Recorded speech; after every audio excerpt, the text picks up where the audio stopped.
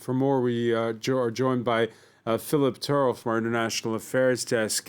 Philip, again, Donald Trump to speak later at the National Rifle Association. You might say in a parallel universe to what the events happening in Uvalde. You've been on the NRA's website. Yeah, and it's not often I'm stumped for words or just taken aback by what you can see on there. Not because it's terrible, it's just that it's a complete contradiction with what we've just seen with the shooting of these 19 children.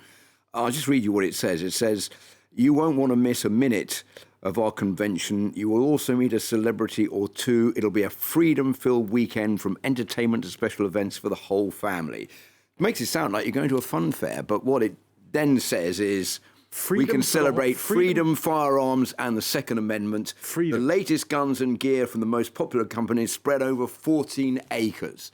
And it's free for kids under 18 and for wives, if you're a member of the NRA. So come early and bring your children to see all these weapons spread out. This is taking place, to remind you, less than 4 hours drive away from Uvalde, where this massacre took place. And it's just taking place 3 days after it happened.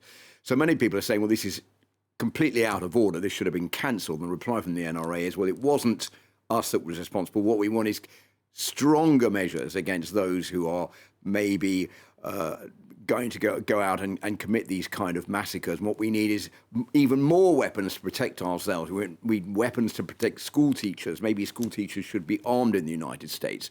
So what we're seeing here is not something going in the way of maybe we should bring down the number of weapons that people are holding, but let's make it even more of a country which is weapon-based. So just to remind you, 393 million guns in the US for 326 million people, which means basically that there's 1.2 weapons per American. So doesn't look like this is going to change, because the NRA seems to think it's got no responsibility as far as this shooting is concerned at all. The one place where there won't be guns allowed is the room where Donald Trump will be addressing the NRA later. Well, in fact, you're not allowed to take guns or weapons into this NRA convention if you go there.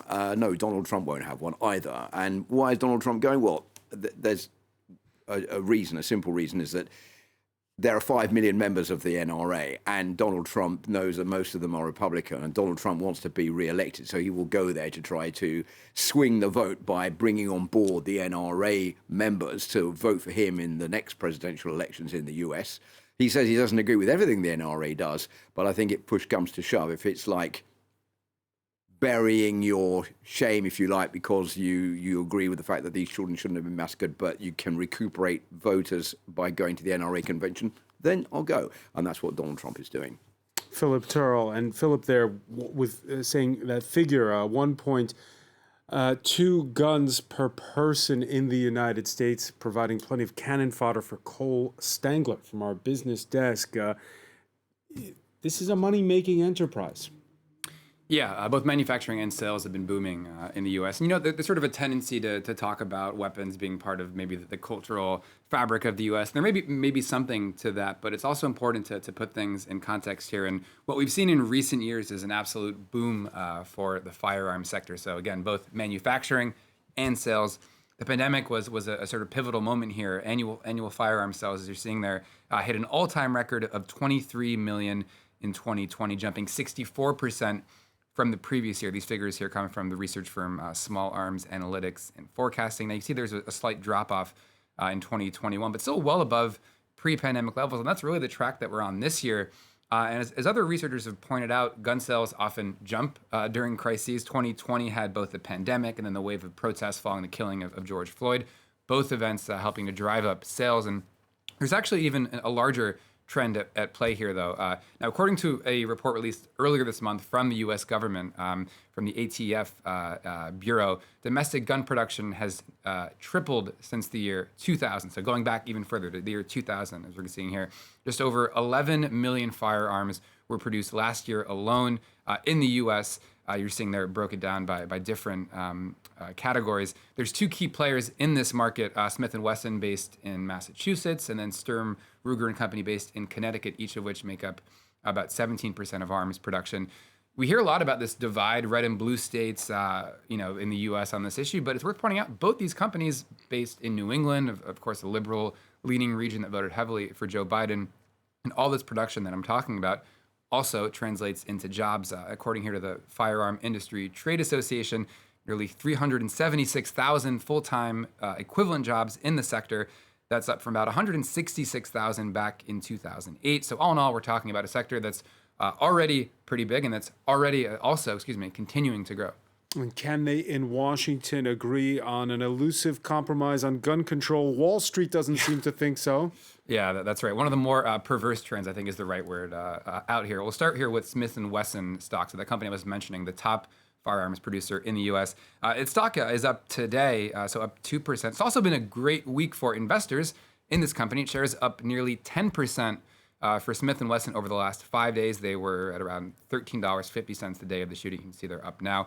Similar story for the retailer Vista Outdoor. It's specialized in shooting sports. It was trading below $35 a share the day of the shooting, now up at $39 a share. Really, this trend very much in line with what we've seen with other mass shootings in the U.S. Investors basically betting on the fact that all the calls for more regulation are going to lead to more people buying weapons. That's the trend here. And it's also reflective, basically, really of how seriously investors take all this talk of enhanced gun control, which to say not that seriously. The cycle of tragedy followed by outrage hasn't disrupted production or sales over the last few years, as I was talking about earlier. Many do not expect this latest cycle to be any different. Surveys regularly show that a majority of Americans are in favor of tighter gun control, but it's not just the NRA, the National Rifle Association, that's organized. The gun lobby is strong. Yeah, that's right. So the NRA obviously having their lobby today. We're talking about them, but not the only one. There's a group called the Gun Owners of America, for instance, even further to the right of the NRA. And these groups spend a lot of money on influencing politicians. According to the group Open Secrets, gun rights groups spent a record $15.8 million on lobbying last year. It's a lot of money, also way more, as you're seeing there, than what gun control groups are spending. They forked over just under $3 million on lobbying last year, so not an even playing field. And increasingly, the gun lobby is also on the offensive. So not just opposing proposed restrictions, but actually fighting for new benefits for the industry. And I'll finish with this, Francois. There's a new law in the state of Texas that gives gun makers, retailers, and industry groups especially protected status, anti-discrimination status. Since last year, any company that signs a contract with the state of Texas worth more than $100,000 has to verify that it won't, quote, discriminate against the industry. You have similar proposals on the table in Oklahoma and Louisiana as well. And overall, the results haven't been so catastrophic economically for the state after this. A few banks initially pulled out from the local bond market, but at least one, Citigroup, has returned. JP Morgan now signaling that it's, showing interest in potentially re-entering the market. And while this isn't something that banks on Wall Street necessarily want to have to deal with, there's also a certain willingness to play the game here, so to speak. And overall, again, the big takeaway, not much concern from investors or from banks that really any new gun control restrictions are coming. All about the money. Cole Stangler, many thanks for that.